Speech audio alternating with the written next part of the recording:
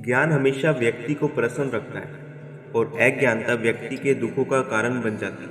सही ज्ञान न्याय होने के कारण उस लकड़हारे को भी बहुत दुख हुआ, लेकिन तब तक समय उसके हाथों से रेत की तरह फिसल चुका था।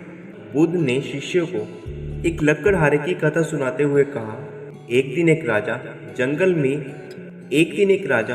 जंगल में आखेट के लिए गया तो मार्ग भूल गया। देर हो गई, भूख और प्यास से व्याकुल होने लगा। तभी देखा कि जंगल में एक लकड़हारा लकड़ियां काट बहुत से पेड़ काट चुके हैं, थोड़े से बाकी है।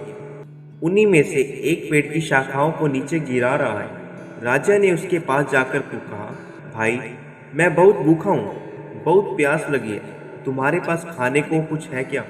लकड़हारे ने कहा, हाँ, आओ बैठो।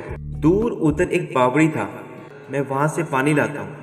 लकड़हारे का लाया हुआ पानी पिया, शांत होकर कहा, मैं अमुक स्थान का राजा हूँ, मार्ग भूल गया हूँ। लकड़हारे ने मार्ग बतला दिया। राजा ने कहा, कष्ट के समय तुमने मेरी सहायता की, यदि तुमको कभी आवश्यकता पड़े तो मेरे पास आ जाना, मैं तुम्हारी सहायता करूँगा। कुछ दिन व्यतीत हो गए। धीरे धीरे वन में सभी वृक्ष समाप्त हो गए। लकड़हारा लकड़ी काटकर इनके कोयले बनाकर बेचता था। अब वह अपनी जीविका चलाए तो कैसे? वह बहुत दुखी हो गया। दुखी चित्त से राजा के पास पहुंचा। सेवकों ने राजा को सूचना दी कि लकड़हारा आपसे मिलना चाहता है। राजा को स्मरण हो गया, उसने एक लकड़हारे की सहायता देने का वचन दिया था। एक दिन उसने मेरे प्राण बचाए थे, बोला, उसको मेरे समीप लाओ। सेवक लकड़हारे को राजा के सामने ले आए। राजा ने पूछा, क्यों भाई लकड़हारे, क्या बात है, उदास क्यों हो? लकड़हारे ने उत्तर दिया, महाराज, जिस वन में लकड़ियां काटता था वह समाप्त हो गई। अब जीविका का मेरे पास कोई साधन नहीं है। आपकी शरण में आया हूँ कि आप कोई हल बताए। राजा ने कहा, तुम्हारी समस्या का समाधान अवश्य ही होगा। उसके चले जाने के पश्चात अपने मंत्रियों को बुलाकर परामर्श किया कि इस लकड़हारे को क्या दिया जाए। परामर्श करने के पश्चात निर्णय हुआ कि शहर के दक्षिण में राजा का चंदन के वृक्षों का जो वन है वह लकड़हारे को दे दिया जाए। पदाधिकारियों को बुलाया गया, चंदन के वृक्षों का वन लकड़हारे के नाम कर दिया और उसको सूचना दे दी गई। कई वर्ष व्यतीत हो गए। राजा एक दिन अपने महल में बैठा था कि लकड़हारे का ध्यान आया। प्रसन्नता के साथ उन्होंने सोचा, अब तो लकड़हारा बड़ा धनी हो गया होगा, कई भवन तथा महल बनवा लिए होंगे, इसलिए चलकर उसे देखना चाहिए। राजा अपने मंत्रियों को साथ लेकर उस वन में गया जो लकड़हारे को दिया था, किंतु वहां कोई वन ही न था, न चंदन न कोई वृक्ष। राजा घबरा कर अपने मंत्रियों से पूछा, अरे, वह वन कहाँ है जो लकड़हारे को दिया था? किसी और स्थान पर होगा, तुम मुझे अन्य स्थान पर ले जाओ। मंत्रियों ने पदाधिकारियों की ओर देखा, पदाधिकारियों ने कागजों की ओर देखा, छानबीन करके बोले, महाराज, वह जंगल तो इसी स्थान पर था। राजा ने कहा, फिर वह गया कहाँ? खोज करने पर कुछ दूरी पर चंदन के कुछ वृक्ष दिखाई दिए। उनके बीच में बैठा एक लकड़हारा भी दिखाई दिया।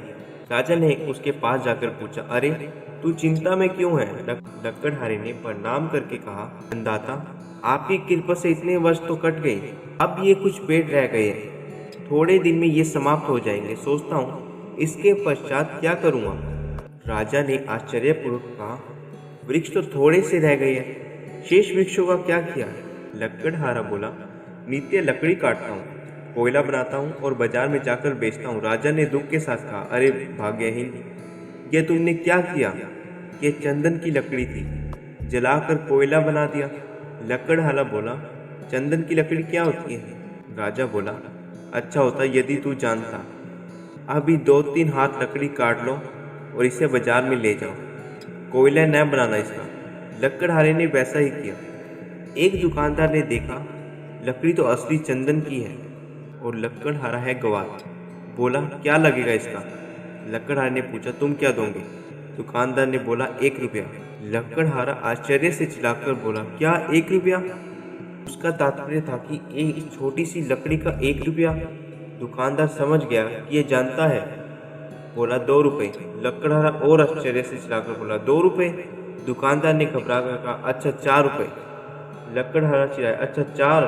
कुछ ही दूरी पर एक दुकानदार खड़ा था। उसने देखा कि पहला दुकानदार एक मूल्यवान वस्तु को कौड़ियों के भाव खरीद रहा है। उसने पुकार कर कहा, अरे इधर आओ, मैं 10 रुपए दूंगा। लकड़हारे ने जब 10 का नाम सुना तो सिर पकड़कर बैठ गया, चिल्ला उठा, धाड़े मारकर रोने लगा। अब उसे ज्ञात हुआ कि जिस लकड़ी को वह कोयला बनाकर बेचता था कितनी मूल्यवान थी और कितनी बड़ी संपत्ति का उसे विनाश कर दिया। उस लकड़हारे की मूर्खता पर आपको करुणा आती है, किंतु सुनो मेरे शिष्यों, हम सभी भी तो इस लकड़हारे की भांति हैं। राजाओं के राजा उस परमात्मा ने न जाने किस बात से प्रसन्न होकर राजाओं के राजा उस परमात्मा ने न जाने किस बात से प्रसन्न होकर सासों का ये चंदन से पूर्ण वन हमें दिया।